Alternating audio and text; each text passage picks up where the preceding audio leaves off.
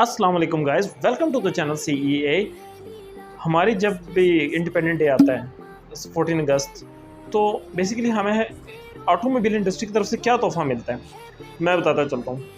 हमें Honda CD70 जो है वो नीले कलर का मिलता है, उसके ऊपर नए स्टिकर मिलते हैं। हमें इस तरह के तोहफ़े मिलते हैं। पिछली दफ़ा 14 अगस्त को पाकिस्तान ने एक इलेक्ट्रिक गाड़ी जो है उसकी एक झलक ऑटोमोबाइल इंडस्ट्री में शो की थी, नूर ई। बेसिकली वो एक हैशबैक थी और उसका कोई अता पता नहीं है।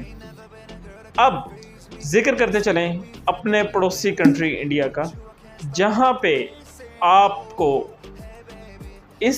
उनका जो 15 अगस्त इंडिपेंडेंट डे होता है उस पे उन्होंने एक गाड़ी इंट्रोड्यूस की। बेसिकली वो गाड़ी जो है उन्होंने साउथ अफ्रीका में एक इवेंट हुआ था, उसके ऊपर जो है वो गाड़ी उन्होंने शो करवाई है एज अ कॉन्सेप्ट कार, जिसका नाम है महिंद्रा थार ई। बेसिकली महिंद्रा जो है वो उनकी एक बड़ी कंपनी है, जैसे टाटा है या जिस तरह हमारी सुजुकी है या होंडा है। इस तरह से महिंद्रा उनकी डोमेस्टिक कंपनी है जो कि बड़ी व्हीकल्स जो है वो बनाती है, जिसमें SUVs आती हैं, कारें आती हैं, जिसमें बड़ी जो ट्रांसपोर्टेशन वाली व्हीकल्स होती हैं वो आती हैं।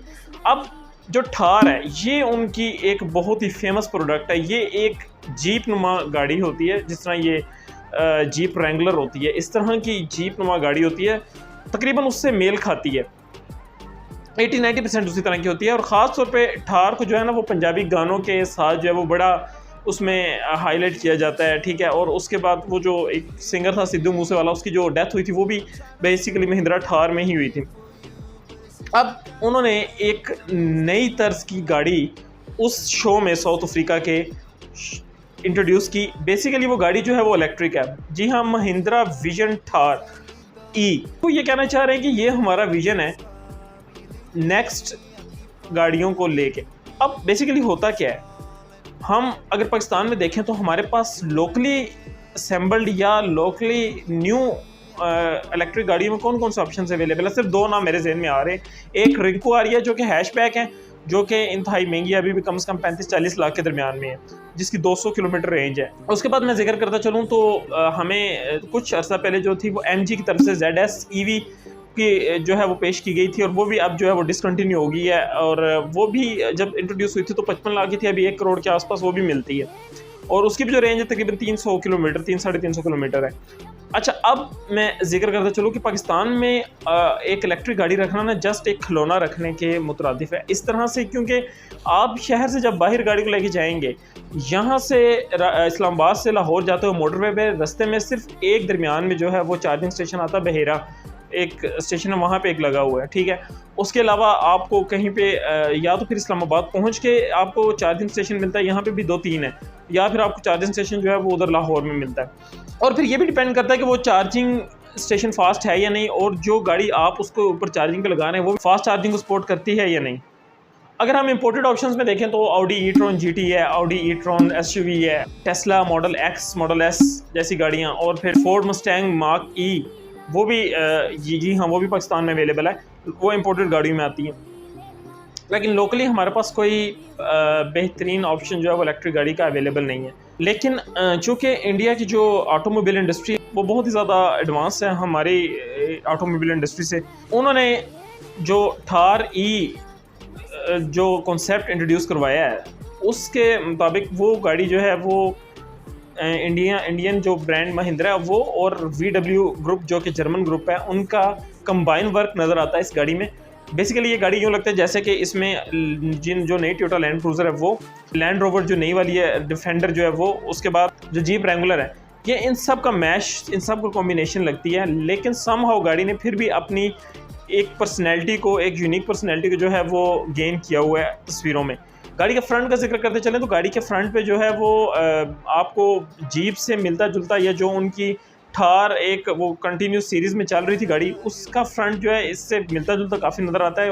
गाड़ी काफ़ी ज़्यादा हाइटेड है, एलिवेटेड है, ग्राउंड से ग्राउंड क्लियरेंस बहुत ज़्यादा है, वो इसलिए कि इसको प्योरली ऑफ रोडर बनाया गया है।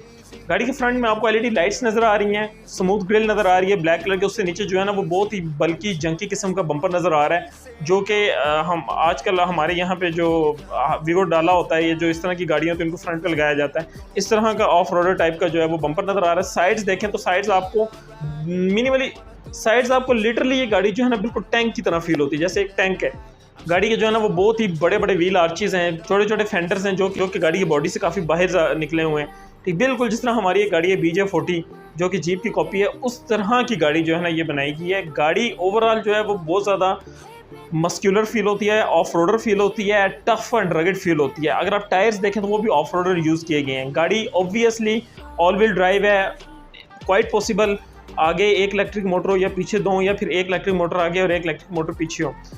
गाड़ी की बैग देखें तो गाड़ी की बैग मैंने अगेन कहा कि जैसे जीप रेंगुलर से काफ़ी ज़्यादा मेल खाती है। पीछे बैग पे LED लाइट्स हैं और पीछे जो है वो स्पेयर टायर है, ठीक है। और गाड़ी के जो C पिलर्स हैं बेसिकली उनके पीछे एक बहुत ही ज़्यादा खूबसूरत डिज़ाइन दिया गया है जो कि पूरी गाड़ी से डिफरेंट कलर में, यूनिक कलर में, ब्लैक कलर में। गाड़ी का जो छत है वो यूँ लगता है जैसे प्लास्टिक है, क्योंकि उसके अंदर जो अल्फाज जो एम्ब्रॉयडर्ड नज़र आ रहे हैं वो ठार के वो इसी तरह लग रहा है, ई ठार जो लिखा हुआ है इसी तरह लग रहा है कि जैसे वो गाड़ी की छत जो है वो प्लास्टिक है और रिमूवेबल है।